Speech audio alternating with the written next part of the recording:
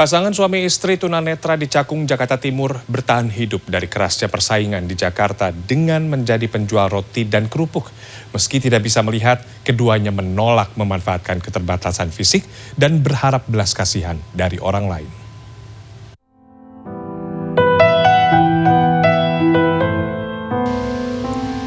Lelah, apalagi kalau lagi ada orang yang kayak gimana gitu sama kita sih.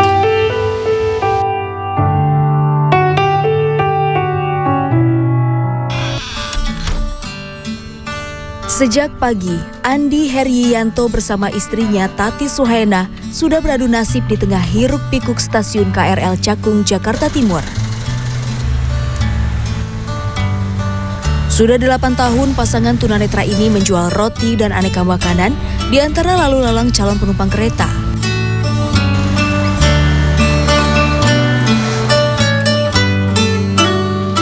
Sebelum berjualan, Andi dan Tati menyiapkan dagangannya di tempat tinggalnya, sebuah kontrakan sederhana di kawasan Cakung. Ada roti beragam rasa. Assalamualaikum. Pak, mau ada roti, Pak? Iya. Bukan diproduksi sendiri.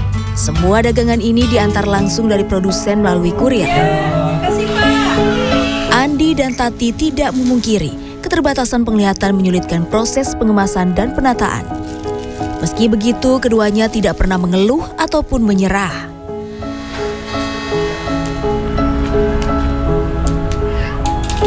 Sebetulnya, jarak dari tempat tinggal hingga lokasi berjualan di wilayah stasiun KRL Cakung sekitar 1 meter. Namun, karena mata yang tak mampu melihat, Andi dan Tati tidak berani berjualan di lokasi yang lebih jauh lagi. Tahun ini Andi berusia 35 tahun, sedangkan Tati 48 tahun. Samar-samar keduanya mengingat mengalami kebutaan saat kecil ketika berusia 2 tahun. Dari umur 2 tahun kita udah menderita seperti itu, terus dibawa ke sana kemari sama orang tua untuk supaya sembuh, diberikan kesembuhan gitu. Tapi ya udah berobat ke sana kemari nggak sembuh-sembuh.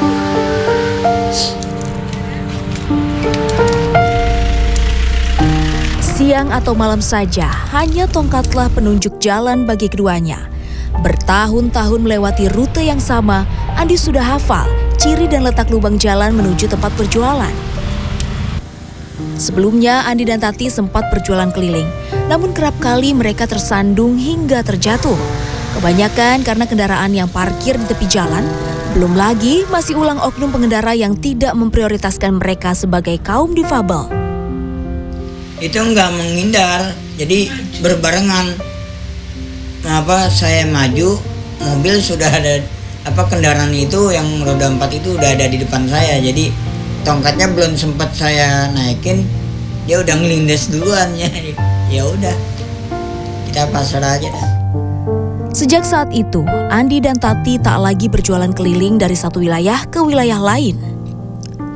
Ya itu lagi nyari-nyari jalan, terus ya tongkatnya mungkin kurang kendali, itu nggak tahu jatuhnya gimana. Kaki sebelah dulu pertama, lama-lama jatuh semua orang sampai ke dalam got itu. Begitu banyak rintangan mengadang saat berjualan.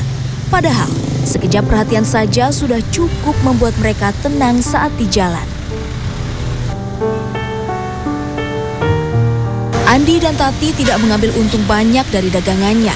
Rata-rata hanya 1.000 sampai 2.000 rupiah untuk setiap makanan. Terkadang ada pembeli baik yang membayar lebih, namun ada juga yang tega menipu memanfaatkan kondisi keduanya yang buta. Ya dia nggak pura-pura beli harga berapa bu harganya, 16 katanya. Ya udah nih kata dia bilangnya nggak usah kembali, taunya uangnya cuma 10.000. Kayaknya saya kalau inget-inget itu semua Pak, ya Allah, rasanya nggak pengen lagi jualan, tapi kita masih makan, butuh tempat. Ya, setiap kali menghadapi cobaan, Andi dan Tati berupaya menguatkan perasaannya demi bertahan hidup. Ya sedih banget kalau lagi nggak laku, apalagi kalau lagi kehujanan. Terus pas lagi mau bayar rumah benar-benar nggak punya uang. Apalagi ini untungnya 1.000 tapi biarlah kita jalanin. Kadang-kadang suka pengen nggak mau jualan tapi gimana lagi. Sudah lewat jam makan siang, namun belum ada satupun makanan yang terjual. Entah roti ataupun kerupuk, susunannya masih sama seperti saat di rumah. Hingga petang menjelang, pembeli pertama akhirnya datang. Syukurlah beberapa pembeli lainnya datang menyusul. Mereka dengan kekurangannya tapi tetap semangat untuk berusaha mencari nafkah, yang penting halal ya.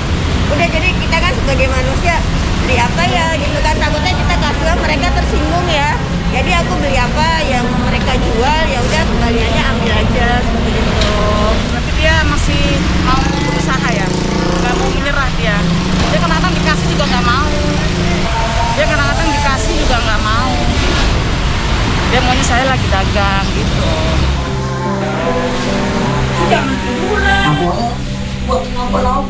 Lelah berjualan, Andi dan Tati biasanya saling pijat. Ya, sebelum berjualan makanan, keduanya memang pernah menjadi pemijat tunanetra. Namun penghasilan dari pijat sangat tidak menentu. Yang lama gitu 5 jam. Pernah 2 bulan hanya ada 1 orang yang menggunakan jasa pijat mereka. Sementara dari berjualan makanan, rata-rata Andi dan Tati memiliki penghasilan Rp20.000 sampai Rp50.000 per hari. Jumlah yang tentu jauh dari kata cukup untuk memenuhi kebutuhan sehari-hari. Andi dan Tati pun tak jarang menahan lapar di rumah, agar penghasilan jualan cukup untuk membayar kontrakan. Mukanya. Pengennya ada keluarga yang bisa nerima kita gitu. Pengennya ada keluarga yang bisa naungin kita, yang bisa nerima kita apa adanya gitu.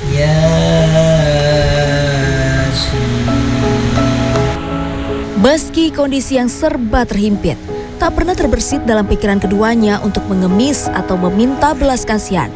Walau sedikit, Andi dan Tati sangat mensyukuri uang dan jerih payah berjualan sehari-hari. Saya berdoa supaya saya diberikan kekuatan, kesabaran.